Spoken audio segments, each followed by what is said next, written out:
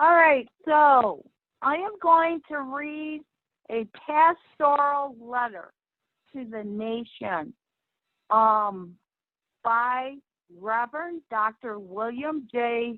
Barber II, who is the co-founder of the Poor People's Campaign, a national call for moral revival.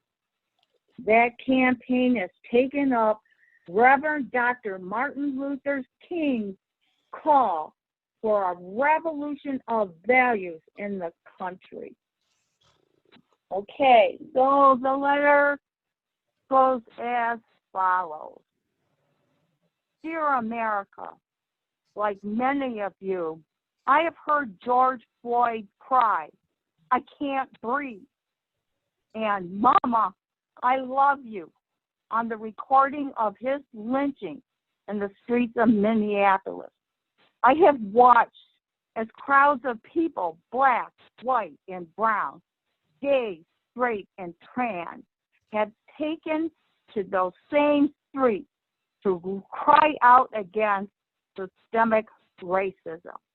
The image of a white officer choking the life out of a black man while fellow officers look on is viscerally reminiscent of the lynching photographs that were used to terrorize African Americans for decades in this nation. Protesters are right to decry such brutal and inhumane treatment as racism. Thank God people are in the streets refusing to accept what has been seen as normal for far too long. What a shame it would be if this nation could watch a policeman murder another human being, then pose like a hunter with his prey while his colleagues looked on, and there not be a protest, anger, outrage, and moral disruption. All that is needed to understand why Black people are crying out is to ask what the response of our justice system would have been if a video had emerged of 4 Black men doing that to a white man. We all know what racism looks like, but the lethal violence of racist officers is only one manifestation of the systemic racism that is choking the life out of American democracy. In fact, injustice, period, is causing many to question whether this nation's commitment to the establishment of justice means anything at all. George Floyd's murder would have been enough alone, but it comes after the compounded death and deadliness of a pandemic that has wreaked havoc on poor and low-income communities across this nation. More than 100,000 people have said, "I can't breathe," as this disease choked them to death. The coronavirus has spread through the fissures of our society, exposing the inequalities we have long accepted, like a contrast dye in our body politics. We must be clear.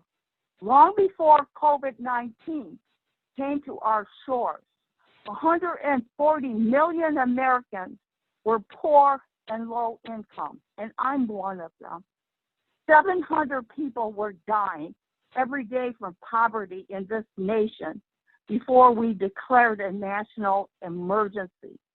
80 million people were uninsured or underinsured.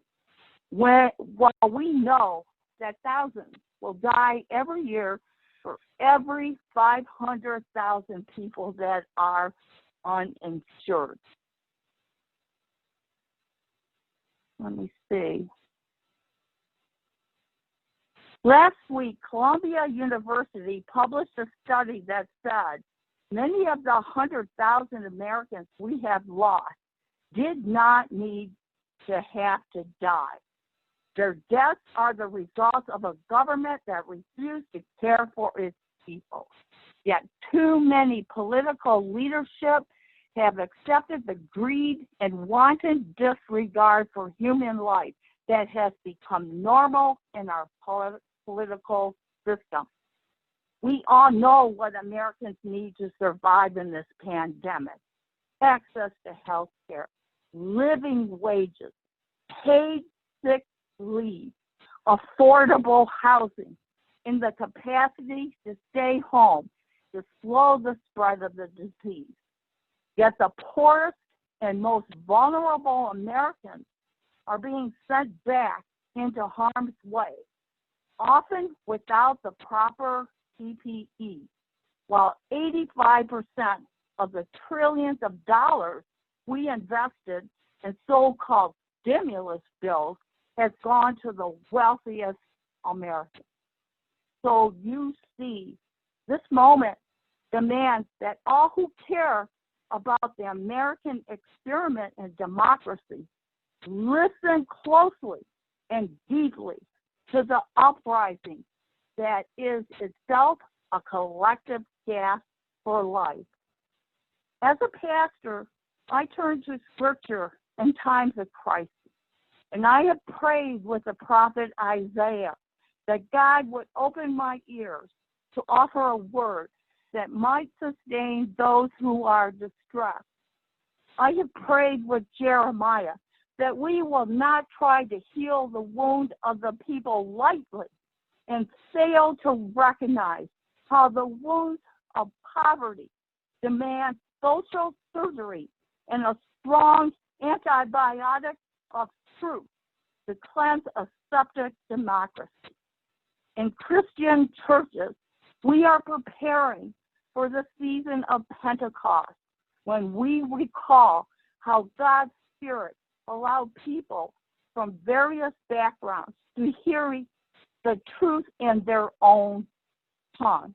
I pray this letter might be likewise accepted or heard. Each of us who carry the trauma of systemic poverty, systemic racism in our bodies is crying out, this is screwed up.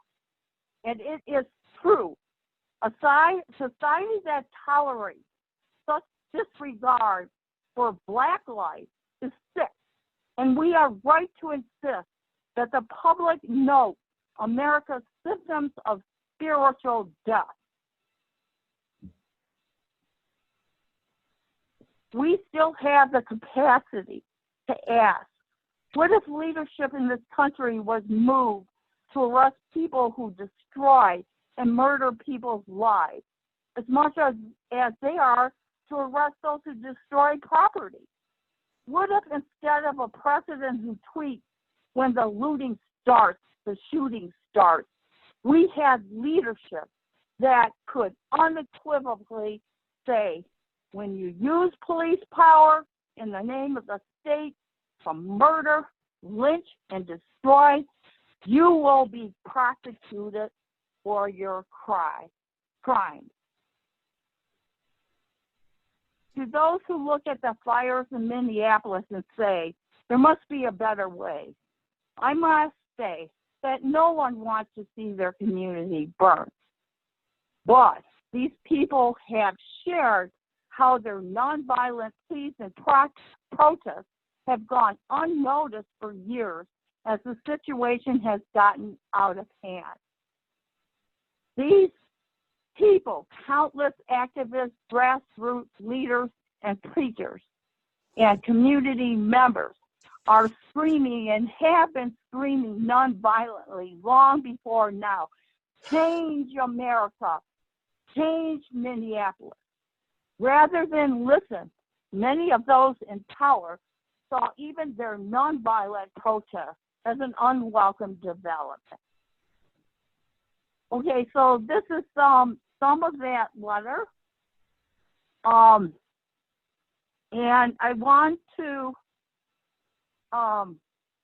say that on June 20th, which was yesterday, and also today, June 21st, at 6 p.m., there is a digital mass meeting of the Poor People's Campaign.